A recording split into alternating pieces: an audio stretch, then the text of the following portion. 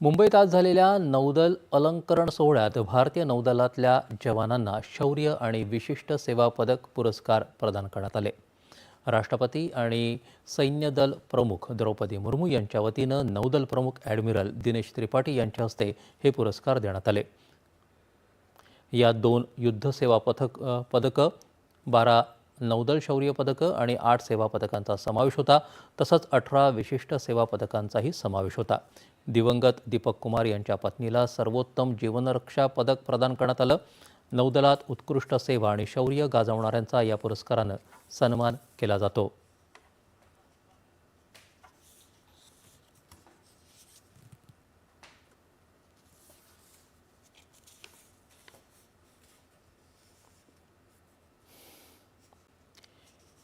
इराणनं अमेरिकेकडे युद्ध थांबवण्यासाठी